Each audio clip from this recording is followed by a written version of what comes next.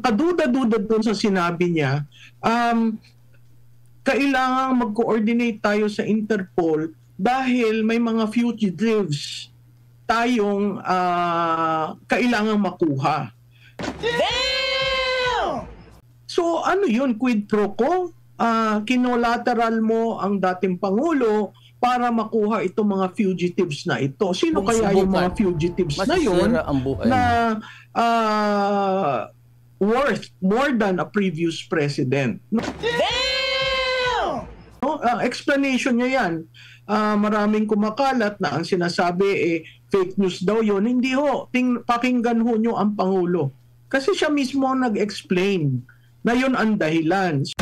Prof, nung araw mismo nung paghuli, ano yung naging reaction mo muna doon sa pangyayari na yon? Kasi galing kami ng Hong Kong noon kasama pa namin si FPRRD, kasama namin ni Boss Dada, nauna kaming nauwi, pero yun nga, binodcast pa. Ipinapubliko pa kasi wala ngang plano ang dating Pangulo sa kabila ng mga maling impormasyon na kesyo siya tatakas.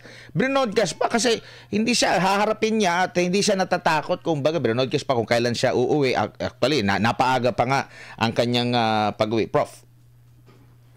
Alam mo, Admar, ang medyo nakakalungkot dun sa nangyari, hindi man lang pinalabas sa eroplano.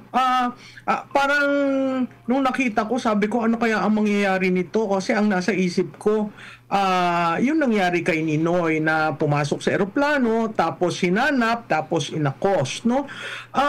Galing siya ng travel, siguro naman relasyon pantao yung pauwiin mo siya. At dyan sa eksenang pinapakita nyo, sinabi nung isa, kung ako nga ho ang masusunod, pauuwiin ko muna kayo, makapagpahinga at magkuha ng maleta. Kasi hindi ordinaryo yung nanggaling ka sa Hong Kong tapos dadalhin ka kaagad patungo sa The Hague. So yun yung una.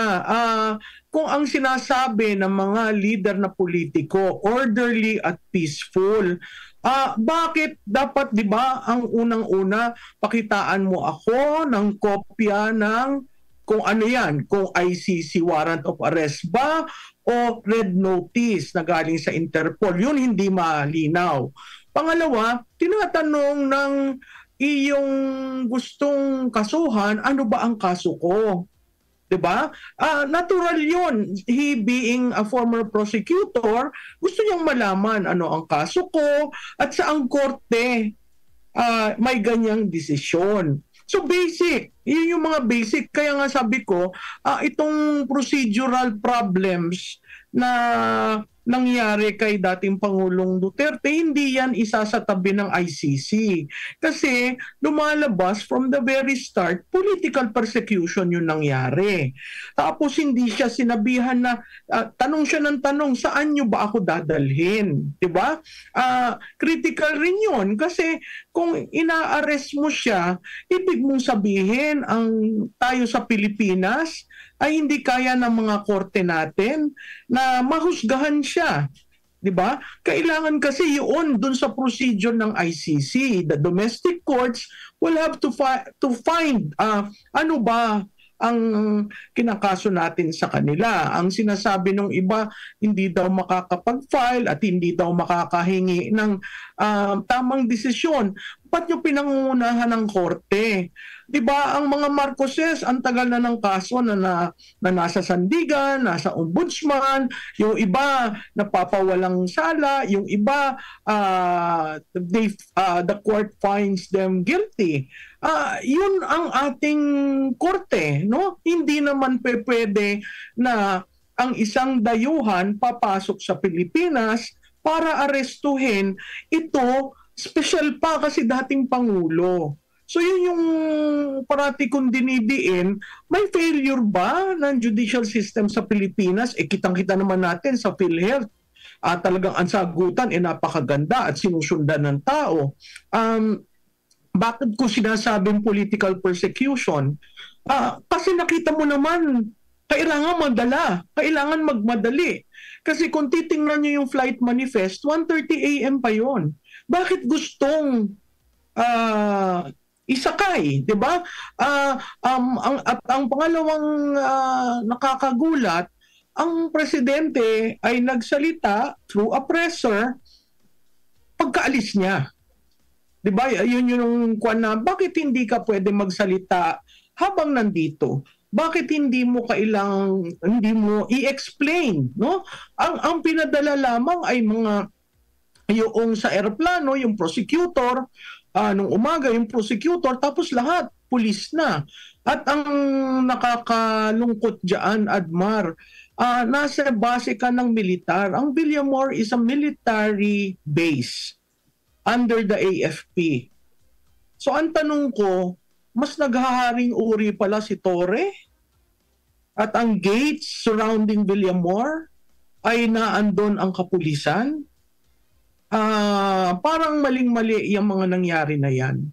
Bago lang si Boss Dada, nagpapakita ba yon? Parang ang lakas naman ng ICC, ng Interpol na kayang manduhan agad-agad ang gobyerno ng Pilipinas, kasi biruin mo, hindi na pinauwi ng bahay, hindi na tiningnan, pinag-aralan yung procedure ng pag-aresto, dire-diretso gumamit pa ng private plane, private jet na malimit na ginagamit ni Pangulong Marcos Jr. Napaka makapangyarihan naman, pero laging iginigit yung soberanya natin dyan sa sa South China Sea laban dito sa China, pero dito tiklop agad. Oo, tama ka doon, Admar, no? Ang isa pa dyan nakakaduta, bakit private plane? So, chartered. Sinong may-ari? Ang balita ko, may-ari niya na si Speaker Romualdez, no? Bakit kailangan yung ilipad ka agad? Tapos, ang hindi napakaklarado, nung humarap ang Pangulo, sinabi niya na red notice at nag-coordinate siya sa Interpol. Kasi sabi niya, member tayo ng Interpol at may NCB, yung opisina dito sa Pilipinas. Kaya red notice ang ginamit. Akala ko ba may warrant of arrest? At ang kaduda-duda doon sa sinabi niya, kailangan mag-coordinate tayo sa Interpol dahil may mga fugitives tayong kailangang makuha. So ano yun, quid pro quo? Kinolateral mo ang dating Pangulo para makuha itong mga fugitives na ito. Sino kaya yung mga fugitives na yon na worth more than a previous president? No? Explanation niya yan. Maraming kumakalat na ang sinasabi fake news daw yon. Hindi ho. Pakinggan ho nyo ang Pangulo. Kasi siya mismo nag-explain na yun ang dahilan. So kung yun ang dahilan, ano ba talaga ang dahilan? ICC ba? Kasi definitely ang ICC magtataka. Sandali lang. Kasi may desisyon ng ICC tungkol sa jurisdiction at bumoto 3-2 na wala silang jurisdiction. Yun yung under a different control number. Itong isang control number na basihan ng pag-issue ng supposedly secret na warrant of arrest at ginawa ng public, iba naman po yan. So, kailangan, ang unang-unang kailangan tanungin is the jurisdiction issue. And the political persecution. Kasi kung political persecution yan, kaya mo dinala, gusto mong alisin ang Pangulo dito, alisin mo. Para tumahimik, kontrolado mo ang kampanya, kontrolado mo ang impeachment, kontrolado mo lahat. Hindi yan ang dahilan ay dahil sa mga victims ng war on illegal drugs. Ginamit mo lang siyang kasangkalan para maalis mo ang isang dating Pangulong Duterte dito sa Pilipinas. So napakaganda ng opinion dito ni Prof. Malu Tequia.